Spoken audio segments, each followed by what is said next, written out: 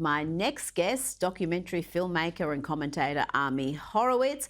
Ami, we will get to the chaos in the Biden White House shortly, but first we've played footage here of Jewish-owned restaurants, businesses being targeted by protesters, including in Democrat heartland, Washington, D.C.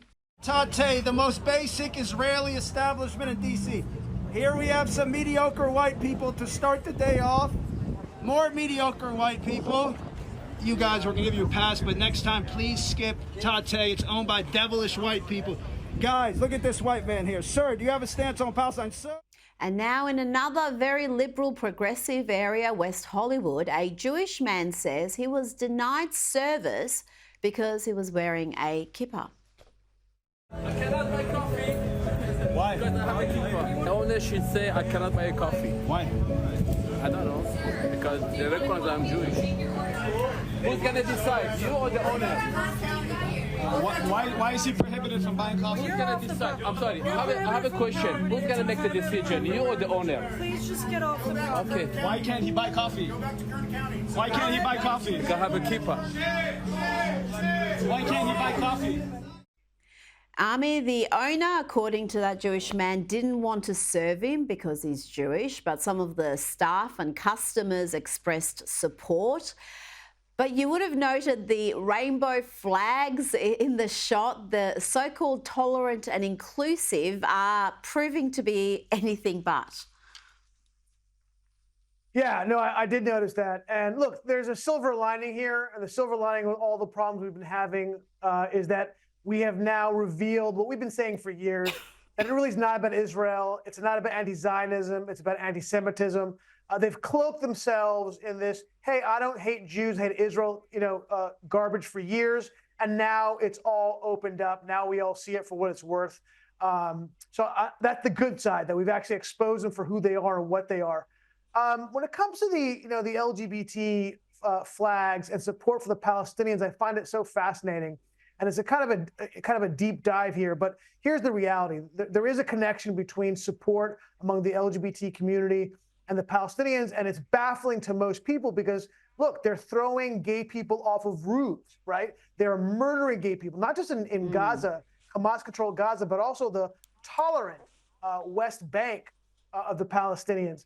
And what it comes down to is ultimately this idea of shared victimhood, right? That victimhood is such a powerful human emotion that they would rather connect with other victims, perceived victims, even if those people are actually persecuting them. That's how powerful that emotion is. It actually goes against your core drive of who you are. It's terrible. It's unfortunate. It's the same reason why if you go to climate change marches, there are always flags for the Palestinians. What's the connection, right? The connection is we see global victimhood and we see the Palestinians as victims. And that's the reason why. It is. It's all that intersectionality, as they prefer to call it. It's essentially an anti-West, neo-Marxist movement, and you can pick them on any issue. On any issue, you know precisely where they're going to fall. Now to the White House, and it's been a rough 24 hours for White House Press Secretary Karine Jean-Pierre. Let's see how well she went. All of us saw what happened on Thursday, where he simply could not form coherent answers. Does President Biden, at 81 years old, have Alzheimer's, any form of dementia, or degenerative illness that would cause these sorts of lapses? And it's a yes or no question. And if you don't know, why don't you, as one of his senior staff members, know? I have an answer for you. Are you ready for it? Yes. It's a no. And I hope you're asking the other guy the same exact question. Well, the other guy wasn't an incoherent mess, Karine. That's probably why they're not asking that right now. That's how she handled that fairly tough question. Let's see how she handles this much softer question from a journalist who perhaps wants to create a narrative around cold medication interfering with the president's ability to think and communicate. What medications was he taking in the days or hours leading up to the debate? And I know that question has come in a couple of times to us. He was not taking any cold medication. Was he taking any medication that would have interfered with his He was not performance? taking any cold medication. That is what I can speak to. I've asked his doctor, and that's what he stated to us. He was not taking any cold medication, but they asked about any medication, Ami. Does anyone in America seriously believe the president is not helped, not medicated to perform through certain events? Granted, that medication didn't do a great job during the presidential debate, but it's going to be increasingly difficult to undo the deterioration we see in the president with a cocktail of drugs. Yeah, no, look, they're gaslighting us. That's what's happening here. There's obviously a split Democratic Party. You have the replace Biden crowd and the keep Biden crowd. And the keep Biden crowd, they have their marching orders. They've been all over the media. And they're saying things like he was over-prepped, right? They use that word. They say he had a bad debate performance. A bad debate performance? I mean, the Hindenburg was a gas leak. That's a similar comparison.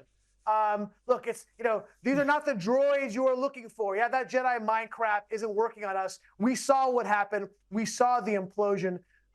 Look, Axios just came out with a report that said he's only engaged between 10 and 4. He's keeping doctor's hours. I mean, the Department of Motor Vehicles has longer hours than the President of the United States. This is a problem.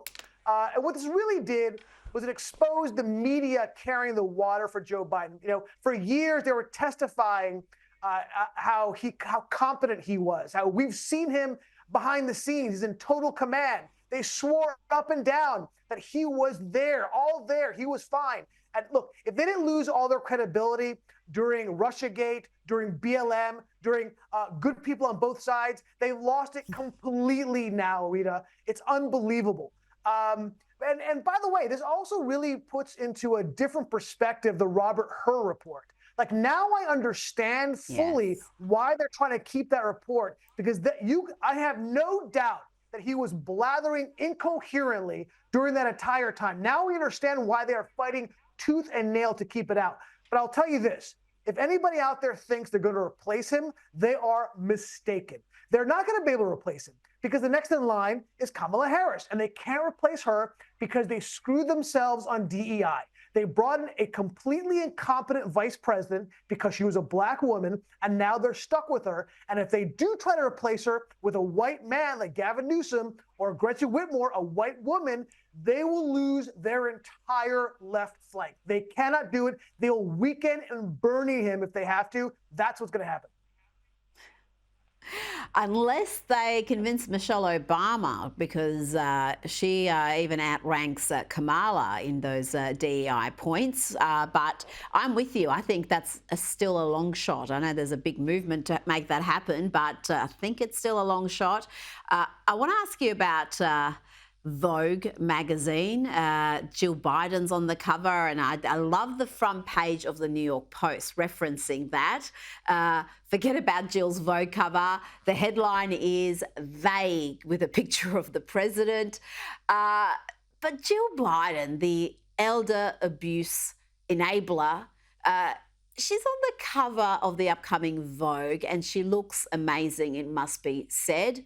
Different from what we saw over the weekend after the debate, but it's just further proof, Ami, of the media's anti-Trump bias. We had Hillary Clinton, Michelle Obama, Jill Biden. Michelle and Jill have had several Vogue covers, but Melania, a fashion and beauty icon, a model, she was shunned.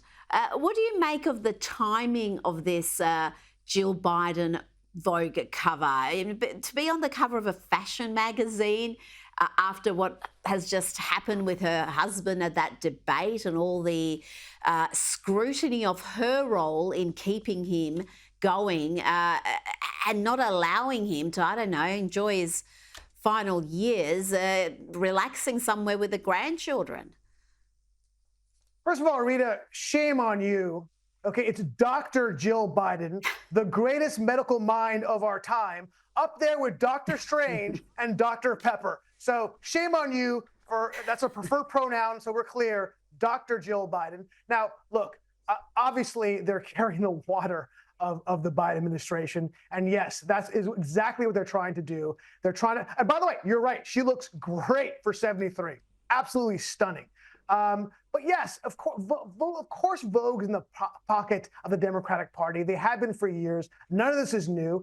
And look, the timing is, I don't think the timing is I think it's suspect. I think they did it for a reason. They did it now because they're trying to move away from Joe Biden and his debate performance. Ami Horowitz, thank you so much for your time this evening. Always a pleasure.